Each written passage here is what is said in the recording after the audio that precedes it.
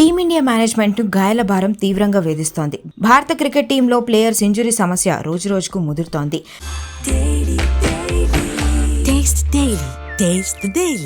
ప్రస్తుతం టీంలో ఉన్న వాళ్లతో పాటు భవిష్యత్తులో సెలెక్షన్స్ కు అందుబాటులో ఉండే దాదాపు 13 మంది కీలక ప్లేయర్స్ బెంగళూరులోని బీసీసీఐ సెంటర్ ఆఫ్ ఎక్సలెన్స్ లో రీహాబిలిటేషన్ పొందుతున్నారు.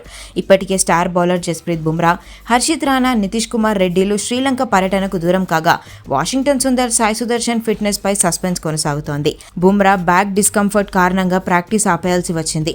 దాంతో అతను మళ్లీ గ్రౌండ్లోకి ఎప్పుడు అడుగు పెడతాడనే దానిపై ఇంకా మెడికల్ టీం స్పష్టత ఇవ్వలేకపోతోంది.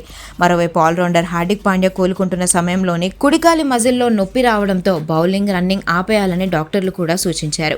ఈ పరిణామాల మధ్య కొలంబోలో జరిగే 3-డే వార్మప్ మ్యాచ్ తొలి రోజు ఆటకు కెప్టెన్ శుభ్మన్ గిల్ దూరం అవ్వడం మరింత కలవరపెడుతోంది. ప్రాక్టీస్లో కుడి చేతి వేలికి గాయం కావడంతో ముందస్తు జాగ్రత్తగా గిల్ తొలి రోజు మైదానంలోకి దిగలేదు. అతని స్థానంలో కేఎల్ రాహుల్ టీంను నడిపించాడు. ఆగస్టు 15వ తేదీన గాలే వేదికగా ఫస్ట్ టెస్ట్ ప్రారంభం కానుండడంతో గిల్ ఫిట్నెస్ పై టీం వర్గాల్లో తీవ్ర ఉత్కంఠగా ఎదురుచూస్తున్నాయి.